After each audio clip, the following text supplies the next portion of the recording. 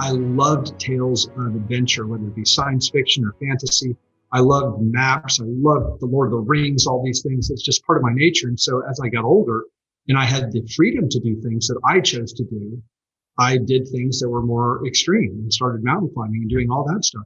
And then as I got more resources, as I got older in life, I could do some things that were very novel, like the deep sea diving, etc.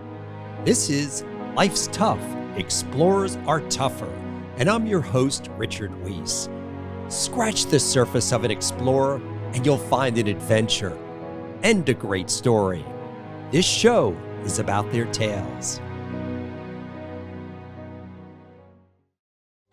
This podcast is a proud supporter of the Explorers Club and the EC50 initiative, 50 people changing the world that the world needs to know about. For more information, go to explorers.org. If you look at the sky at night, there are a lot of stars up there, but very few that you could actually name. And the same holds true for the world of explorers or explorations. The ones that come to mind quickly are Neil Armstrong, Buzz Aldrin, Jane Goodall. And during the last few years, those in the know Victor Vescovo. Now, just in case you're not in the know, and I'm going to give you a really abbreviated CV or resume.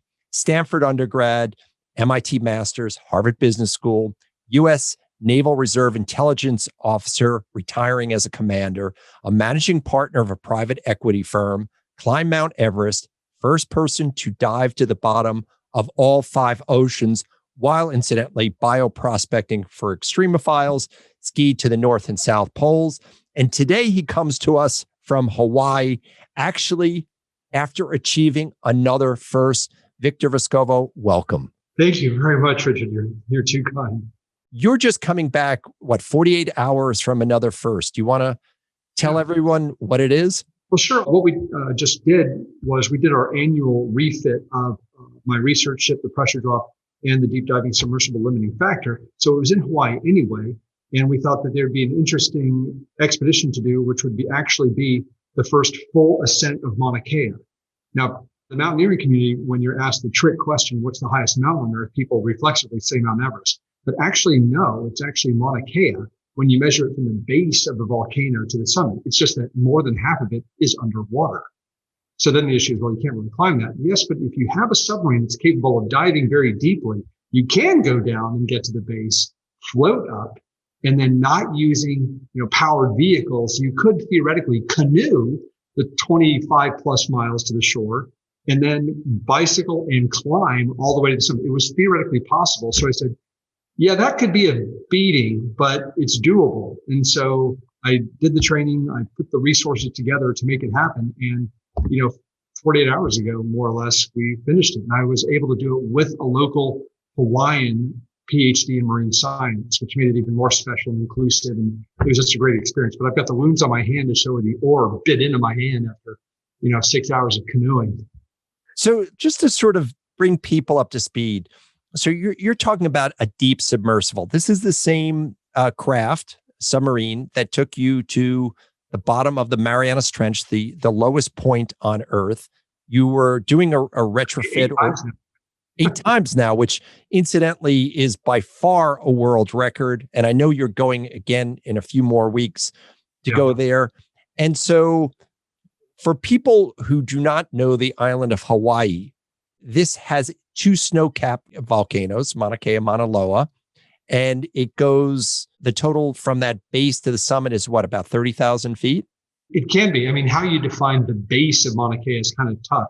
The further out you go from the big island of Hawaii, it gets slightly deeper and deeper. So, kind of where do you draw the line? It's pretty flat when you get to about 5,000 or 5,100 meters, which is what we dove. I think that's pretty deep. And at that point, the vertical gain from the base to the summit is easily higher than Everest. So what was the most challenging part of this whole expedition? It looks like the canoeing, which should have been the easiest. No, it's interesting that you said, because the person that I did the expedition with, Dr. Cliff Capano of the Big Island, is actually from the Big Island.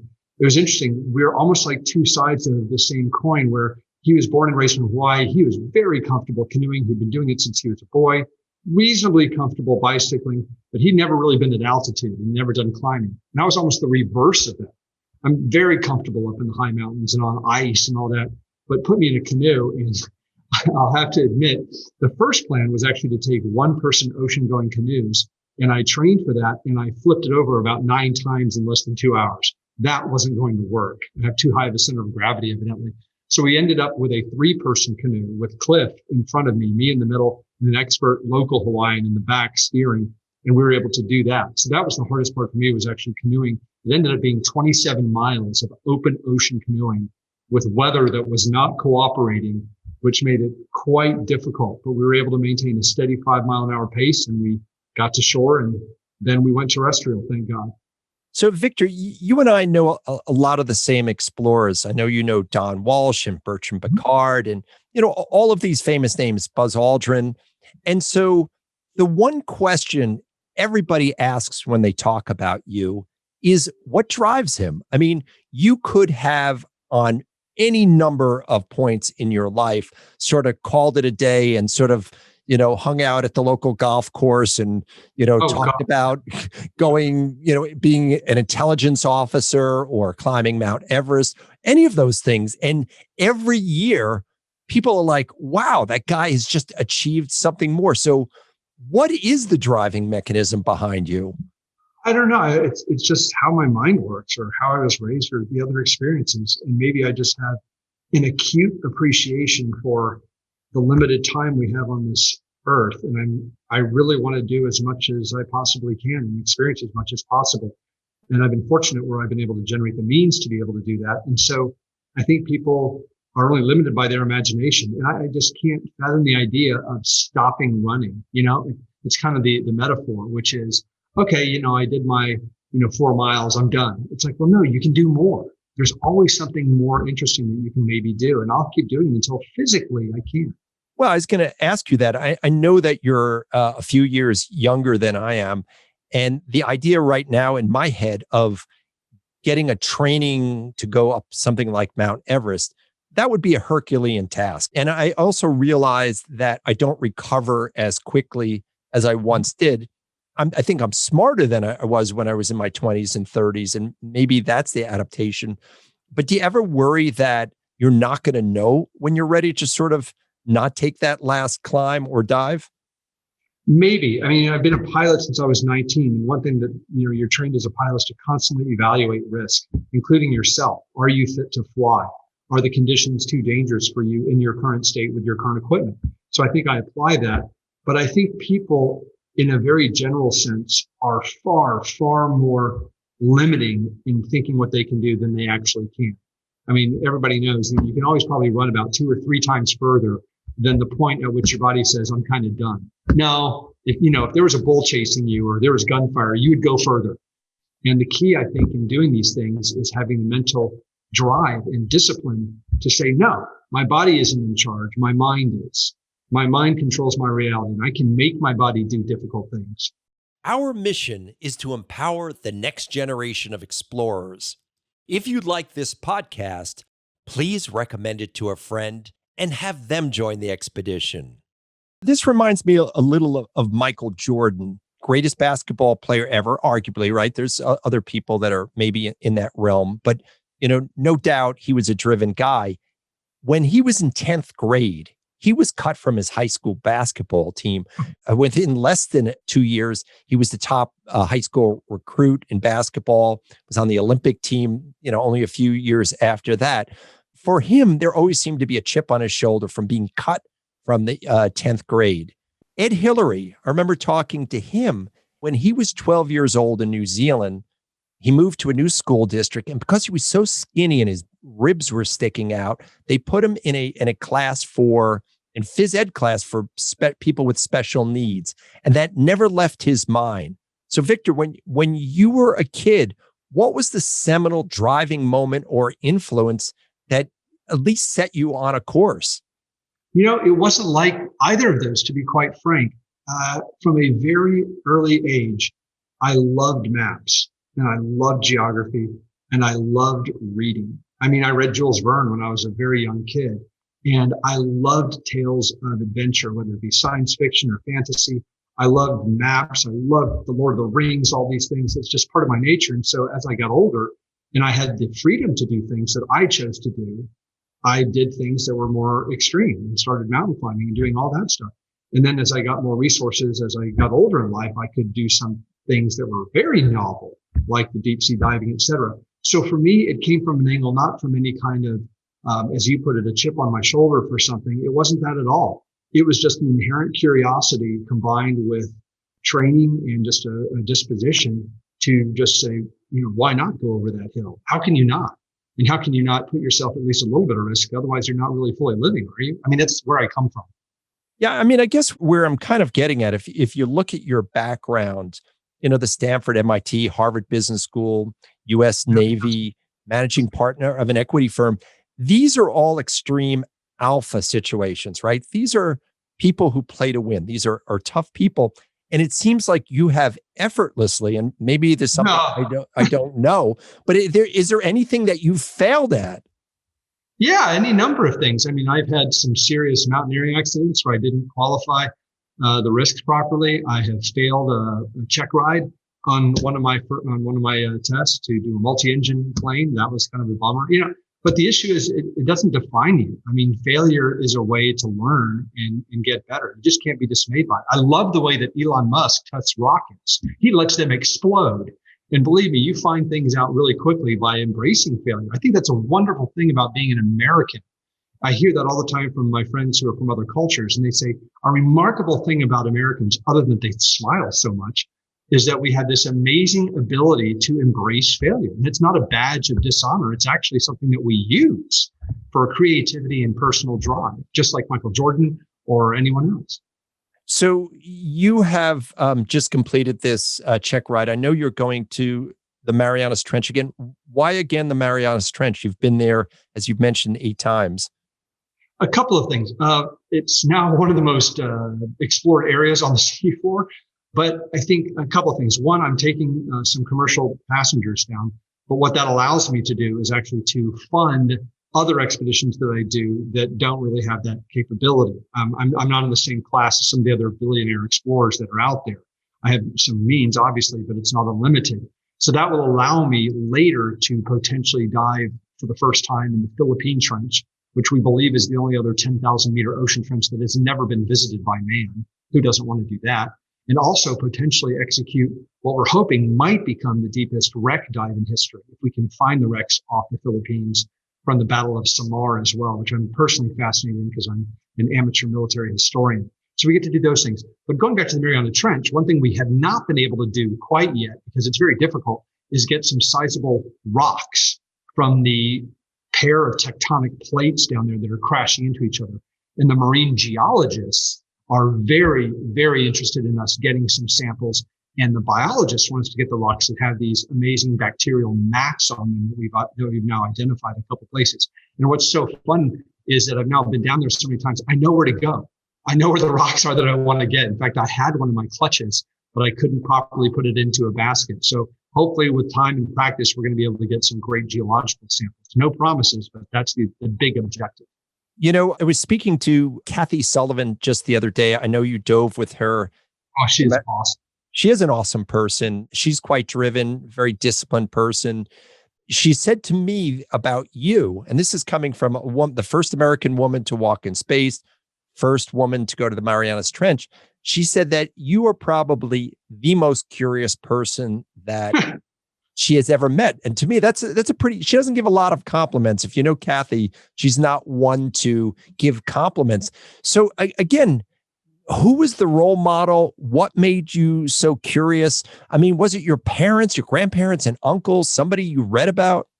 At least in my case, it just came down to how my brain got wired in the womb or something, because I'll never forget that my father at one point was working in the education realm, and he had encyclopedias and he had all these books about just a massive number of topics in his library. And when I was left alone for any amount of time, I literally would just go into his library, sit down and just read them in kind of the order that they were on the shelf. It didn't matter if it was about botany or engineering or chemistry. I didn't care. I loved just gathering information. It made me happy. And I'm still that way to this day. Just something innate. I think last summer or 2 summers ago, you might have seen or met my boys in Portugal, twin boys, and they're 10 years old. So think about the 10-year-old Victor Vescovo. What would the now Victor Vescovo say to the 10-year-old Victor Vescovo? Oh, goodness. I would say just keep doing what you're doing, stay curious, work hard. It'll all be worth it. And you'll get to do more than you ever thought you could. And is that the advice you would give to would-be explorers? Yes, with a little bit of a twist. And it's the general thing that I would tell any person, and probably the one theme that I try to communicate when people talk to me about, all the adventures I've been in or what have you, which is again and again, people, please understand you are capable of doing much more than you think you are. The biggest limitation you have in your life to achieving so many things that you want to do is your imagination and your will. If you discipline your mind and you're not afraid of hard work and you're willing to suffer some adversity, you can do extraordinary things with your life. And I think people, they aim too low. That's interesting. Most successful people, if you ask them, wish their sort of regrets, they always say they wish they would have taken more chances. And I've always sort of wondered to myself, there probably are a lot of people who did take chances and failed and never were successful. Obviously, you hear the stories of the winners. So, if you were to give advice right now, the world is hurting. People seem to be limited by their own inertia. What would you say to somebody? How do you overcome inertia? What's that first step? Because that's often the toughest one. You have to start small. Like I'll never forget, the first thing I did when I got into mountaineering many, many decades ago, I didn't have this grand ambition to, do the 7 summits or anything. I just started with one mountain, Kilimanjaro. And that was doable for someone who'd never had any experience. But you have to make the commitment to say, I'm going to go do this. You go and you buy that plane ticket and you reserve the time and you execute. You don't put it off till tomorrow or tomorrow or tomorrow. You do this one small thing and it starts to snowball and you get confidence. And before you know it, you're doing wild things like this. I will tell you one thing. I am pretty sure when I go to my, next phase of this existence, I'm not going to say, boy, I wish I'd taken more risks. No, you definitely, though I have to admit, you have not gone to outer space yet. Well, is that something? I'd like to very much. The price point is still a little bit higher than I can afford. I know some people bought some tickets recently for over 50 million each, but I'm hoping that price point will come down and I can finally get to space. That is a big dream of mine. So you mentioned Kilimanjaro. I was 11 years old when my father took me to climb Mount Kilimanjaro. And it was cool. And at the time, there was nothing that seemed odd about it because, I just assume other people do these things. I was lucky my father was a pilot. We could fly there. But now I look around at kids that age, and I know kids that age because my kids are that age. And I think, oh my gosh, kids today, they need a snack every 10 minutes. They need a safe place, all of those things. How do we develop more grit in young kids today? Wow. I think part of what I've seen, and I do not have kids, but I have a lot of friends who do, is that I think there has been a tendency in the last several decades that people are very protective of their children, as they should be. But you have to give them the ability to fail as well and to take some risks and maybe even get hurt. I know my parents were really cool about that. I guess it helped a lot that my mother was an intensive care nurse, which came in handy a couple of times. But I definitely think that one can be too protective. And that the world is not a safe place. The world is actually a difficult place. And I think kids need to understand that things are not going to be handed to them, that they have to work hard to achieve great things. They're not just going to be given to you. And I've seen that in people that I work with that are younger as well. It's almost like they expect the world to behave according to their wishes, and it absolutely does not do so. It's a bucking bronco that you got to get on. And if you play it right, you can have an extraordinary ride, but it's not going to be docile for your benefit. Victor, you're sort of getting into the realm of hero. I said in the beginning of the show, I know you don't want to hear this. You're going to die soon. I don't want that. No, I know. And you're going to go, wow, wow, wow, wow, wow, wow. I don't want to hear. I don't want to hear. But you have, la, la, la, la, la. But, there are people who do look up to you. There are people who are amazed. And I know that is possibly an uncomfortable thing because very. But everybody has this element of them that they feel they're slightly fraudulent. especially the more successful, you think, well, if, I got there and people make excuses. Is there anybody you still look at and say, wow, that's my hero. That's somebody I admire. That's somebody I wish I was like? Well, there are many people like that. I mean, I loved getting to know Dr. Sullivan. I mean, she was in some respects, a female counterpart to myself, an astronaut, someone who, studied marine geology. She's not one dimensional. She's done so many different things. I'm so privileged that I got to get to know her. But there are the people in history that I look up to. I read history voraciously. And, in the realm of exploration, my big hero is Roald Amundsen, who I think was epitomized to me what a great explorer was. Many of them were brave, like your Shackletons or your Scotts or Perrys, but he was so methodical and so driven, and he executed expeditions that didn't have a lot of drama. And those are the best expeditions, the ones that I admire. And then there are, of course, the military leaders and all those that showed incredible fortitude and bravery. Those are the people that in history, all you have to do is read enough history and you will find some extraordinary role models. Well, it's interesting you mentioned Amundsen and Scott because they really were counter opposites. Scott came from sort of an atmosphere where British ingenuity could conquer all. And Amundsen really knew about native or Inuit or people who lived in those environments. And that's what he learned from. So I think there's a real dichotomy of humility of how they approached problems. Yeah. And also, I mean, it shouldn't be ignored the fact that Amundsen could also be quite ruthless in his execution. They did the math and figured out the only way they could get to the South Pole and back was with dogs. But they knew that, almost all of them were not going to make it back. They would actually have to kill the dogs in order to provide the material for the other dogs to survive, which is just a brutal way to approach a problem.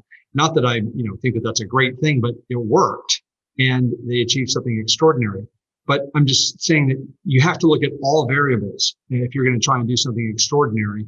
And, he got it done and no member of his team got killed or even seriously injured.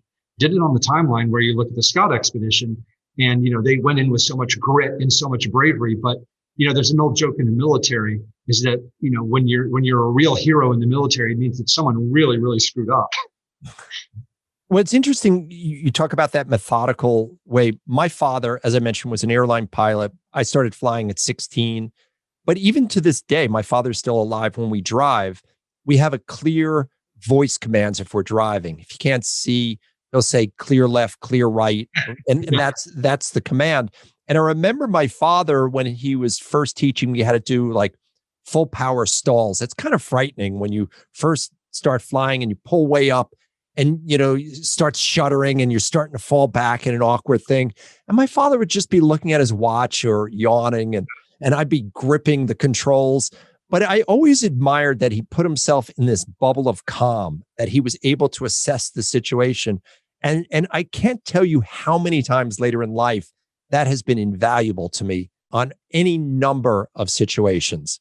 Yeah, absolutely. Well, I mean, I've definitely done power on stalls. What will really get your attention is the first time you do an auto rotation in a helicopter when they shut the engine off and you've got to land a helicopter with no power. That will definitely wake you up. But after you do it 100 times, it's actually really fun and exciting and you can look really calm doing it. But I think that's an important point, which is fear is a wonderful emotion that helps us stay alive and can focus us, but you can't let it dominate your thinking. And I think being a pilot has been such a wonderful thing that I'm glad I did when I was young because it provides a lot of mental discipline and processes that can then be applied to so many parts of your life in a very good way. And I wish more people flew because young people flew because I think it's a wonderful experience that they should have. So Victor, you have been very aquatically centric lately. I know you have some ideas for other expeditions coming up. Anything that you could give us a hint on? Yeah, well, it's interesting. I mean, my real exploration started in the mountains, and that's what I really love. In this most recent expedition, the Mauna Kea was pretty fun because I got to combine deep sea mission with actually climbing a mountain within the span of just a couple of days. And usually people do one or the other. They do mountaineering or they do deep sea exploration. They don't do both. So it's kind of fun to have a foot in both worlds. But I miss hardcore mountaineering, high altitude stuff. So I am planning a pretty major expedition this fall. I'm not going to disclose kind of where we're going or how we're going to do it. But it's a pretty big mountain, and I don't want to talk about it to jinx it until we've actually gone there and done it, because any number of things could mess it up because it's a challenging place. And I just don't want to build up expectations. I like to report on things after they're done, not before. And I'm very appreciative of you spending time today, 48 hours after accomplishing another mission. And really, Victor, I want to thank you that you gave us a reason to dream again, a reason to feel good, to sort of take our heads and look up at what is possible. So, Victor, thank you again for being a guest. No, thanks for chatting with me and listening about the experiences. I hope you enjoyed our podcast. Now, we have a little favor to ask. We'd really appreciate your support, so make sure to leave us a 5-star review and hit that subscribe button so you'll never miss another episode. See you out on the trail.